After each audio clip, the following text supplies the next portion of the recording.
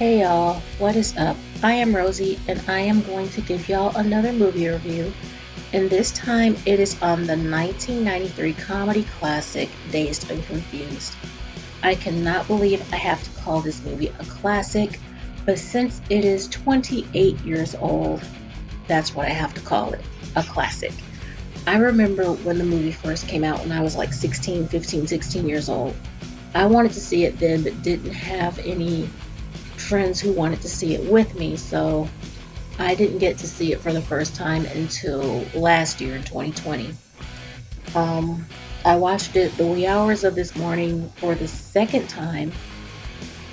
It is June 26th, 2021, and since tomorrow is my mama's birthday, I'm trying to turn my brain off by doing anything but think of her birthday because I did think of her for a few minutes last night. I think of her a lot, but it's her birthday, so it was particularly hard for me, and well, I had to watch something funny. But anyway, this movie has Ben Affleck, I think, in one of his first starring roles or something, and Matthew McConaughey, and he stars as David Waterson. He's not the star of the movie. I think the main star might have been uh, Jason London, who plays Pink Floyd. He plays Randall Pink Floyd. And yeah, let's start there. So he's standing outside of the school, figuring out what he's going to do, where he's going to go. It's the last day of class. Nobody wants to go to class on the last day of school. Who wants to do that? I know I didn't. Hell, a lot of times on the last day of school, I didn't even go to school. But he didn't want to go to class. So he's just basically hanging out. And he and a few of his friends are football players, and I think he is the quarterback. Well, they bring him, or at least his best friend brings him this paper, this form that all the other football players signed, and the coach especially wants him to sign it.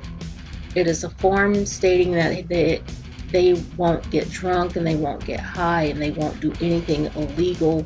They won't hang out with the undesirables who don't have anything going for them, the losers, if you will. And he didn't want to sign that.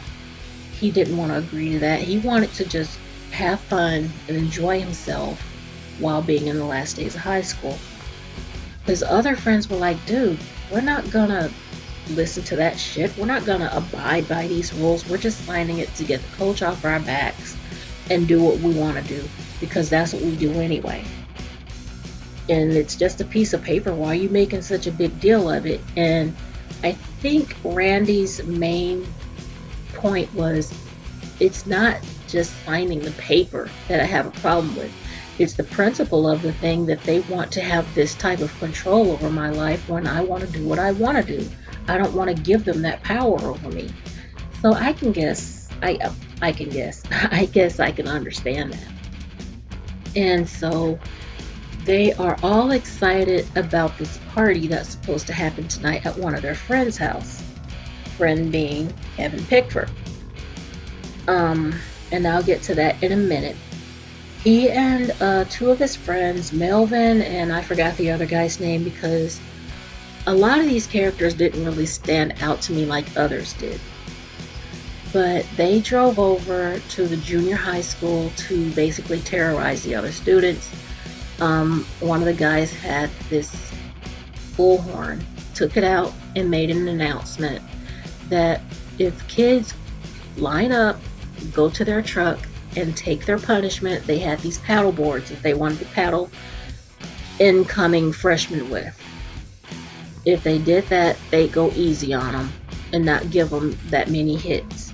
But if they were caught running like cowards, they were going to go way harder on them. And one kid named Mitch had this sister who went to high school with Hank and Melvin and the other guys, and she was like, go easy on my brother. My brother's Mitch, and he's a good kid, and so just go easy on him. Don't be so hard on him. Because of that, they decided they were going to especially go after him, and they did. They went after him hard, and poor guy, he didn't know why they wanted him so bad. He didn't do anything to them. He probably didn't even know these guys. He just wanted to go home, and well, it was because of her that they were so hard on him. The one character who got on my nerves the most, and got on Mitch's nerves, and got on everybody's nerves, because his character, he was Fred O'Banion, played by Ben Affleck. And Fred is basically seen as a joke to everybody. Nobody really seems to like him. They just pretend to like him. He's seen as a dumbass. He's a dumbass. And I think he's flunked twice. Probably just to stay in high school. Probably didn't want to grow up. I don't know. But he's just seen as a dumbass and a loser. But everybody hangs out with him anyway. And because of that, he thinks he's popular. He thinks everybody likes him. Nobody does. Nobody does. But he takes particular interest and enjoys beating the asses of prepubescent boys. Just a little too much. Like when Mitch and his friend get away and they run to the friend's house. They were gonna go ahead and get hit, but the mom came out with a shotgun. And she's like, "You get the hell off my property." And the kid's like, "Mom." And she's like, "Go in the house." And so Mitch and the kid go in the house. And she tells Fred to get the hell off her property while pointing the gun at him. And he is so pissed about that. And because of that, that made it even worse for the boys. Because they look out the front door at Fred, who's still out there ranting and raving and pissed off, and they smile. And so he overreacts about that and wants them even more. That was just a little too creepy, how these boys were stalked by a bunch of high school kids just to get beat with paddle boards. Kevin Pickford, as I said before, I think he was going to have this huge end of the year blowout, and he had the perfect opportunity because Mr. and Mrs. Pickford were packing up their car and they were going to go on a trip out of town for the weekend. So Kevin was going to throw this huge blowout party at his house, and there was going to be weed and there was going to be beer, beer kegs and stuff, and he ordered the beer kegs.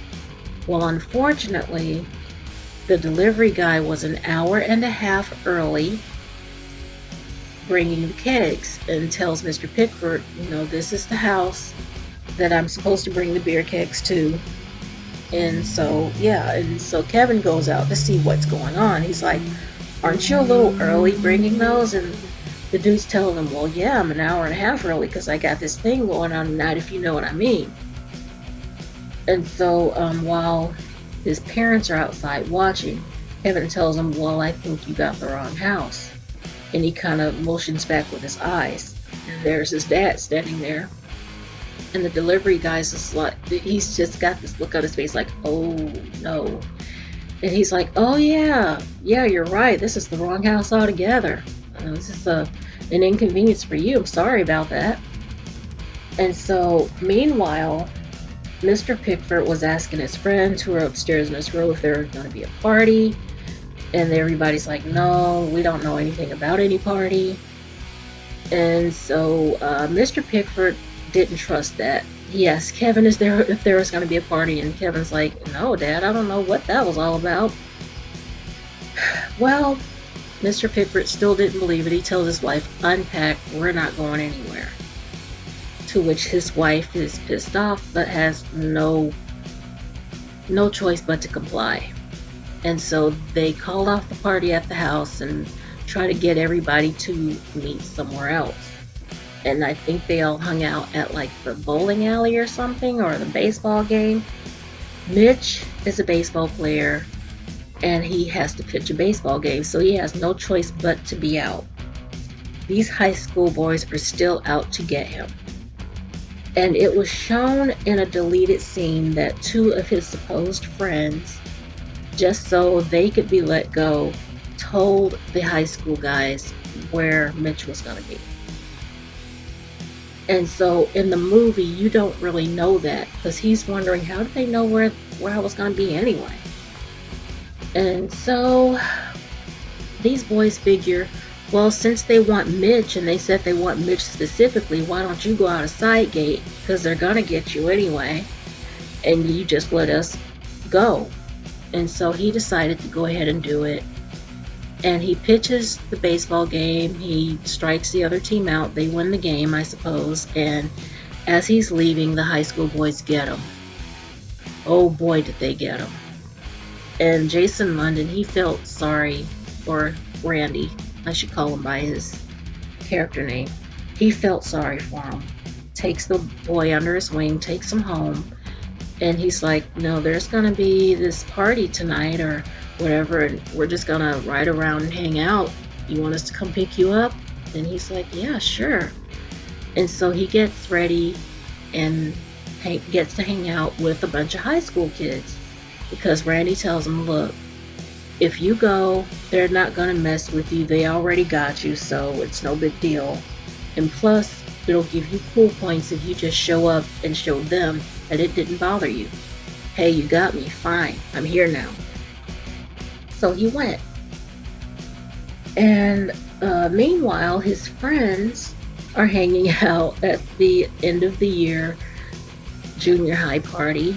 And they're trying to leave early because the high school boys still want them too. Two of them didn't get got, but one of them did because he was chubbier than the others. And so the other kids could get away, and they were scattered. And the chubby boy didn't follow them. He got caught. He got beat. And then afterwards they gave him a beer. So eventually those boys caught up with Mitch at a liquor store because he was sent by Melvin, the black guy, to get some beers. Gave him some money to get a 6-pack of beer. And he got it. He got the beer. I mean, God, laws were sure different in the 70s. But anyway, they caught up with him as he's got this 6-pack of beer in a paper bag. And he's like, you want to get these guys back? You want to get Fred O'Banion back? Because nobody liked Fred. Nobody liked him. And so, yeah, they wanted to get him. So what Mitch does is he takes the 6-pack of beer back to the guy, back to Melvin. And he's going to give him his change, but Fred let him keep the change. Anyway, he goes to this 10th grade girl who likes him and says for her to let it be known that those kids that he wants to beat up with the paddleboard are outside, or that they're being whacked or whatever. And so Fred overhears, and he goes outside looking for those boys because he wants in on it, of course. Anyway, he goes out where those kids are supposed to be, and they're nowhere to be found. One of them, the one that got caught at first at the house and his mom came out with the gun, he was there.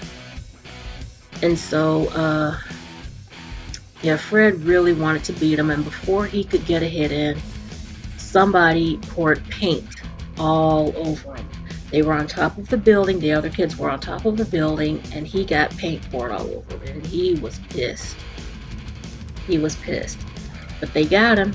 They got him. So, after that, he breaks his paddleboard by throwing it down and stuff, and he overreacts some more, and he gets in his car and he goes home to clean up. And that's the last we see of him in the movie. Now, in the deleted scenes, you see that he shows up at the party at a water tower or something. And he's cleaned up and everything, and he's embarrassed, you could tell, but he showed up anyway. I can't stand him. The main character I was interested in seeing was Matthew McConaughey as David Waterson. Now, he was creepy, I have to say, but he's fine as hell. He's got a mustache and he's blonde, and He's a grown man who is still hanging out with high school kids and is attracted to teenage girls. In fact, I think one of his famous lines, other than alright, alright, alright, was he gets older, but the high school girls stay the same age. And that wouldn't go so well today. That movie could not be remade, not in the same way. But those kids seem to look up to him, and those teen girls seem to be just as attracted to him, at least one in particular, Cynthia, who's played by Marissa Ribisi. And yeah, I'm wondering if it was really like that in the 70s. Seems to be, but it was a creepy role he had to play. But Marissa Ribisi plays Cynthia Dunn, and she's a very intelligent girl with red curly hair, and she is shown in the movie and driving a car, and she's having a conversation with her two friends, Tony Olson, played by Anthony Rapp, and Mike Newhouse, played by Adam Goldberg. And he catches up with them at a burger joint, tells her about the party. There's going to be kegs, and he asks her if she wants to come, and she's like, yeah, sure. And then he basically asks her out. And since he talks so slow and, drags out his words a little bit, his friends are like, that was creepy. And she's all smiling, and they're like, why are you smiling? And she's like, I think he's cute. And they're like, oh my God. And so as she drives away or whatever, he's like, I do love those redheads. Okay, David, whatever. But everybody calls him Waterson. So anyway, it's a great movie. I mean, one more thing is that, Mitch and the sophomore girl, they're seen like towards sunrise making out. So the girl really liked him. He's going into 9th grade. She's in 10th. And I'm sorry, that's one of my kids talking in the hallway, but yeah, he had a great night and gets home at sunrise, and he doesn't even get in trouble. His mom sees him, and she's like, if you ever come in at sunrise again, it's gonna be trouble. It's gonna be a problem. So he goes to bed listening to music and whatever. And this soundtrack is awesome. It's amazing, full of rock, 70s rock classics. I mean, you got the likes of Peter Frampton and Foghat and Kiss and Alice Cooper and the Runaways and just all this great 70s rock music. No disco anywhere in sight. It's just all rock. So it has to be the best movie soundtrack out there. And I would love to find it because I would rock that all the time. But you know what, guys? I'm going to go because I'm all out of words. And I hope you liked this. Give me a thumbs up, share, and subscribe if you would care to. It would mean a lot to me if you did. And remember, y'all, you gotta keep on living. LIVIN. And with that, I hope to see y'all on the next upload. Love y'all very much, and bye for now.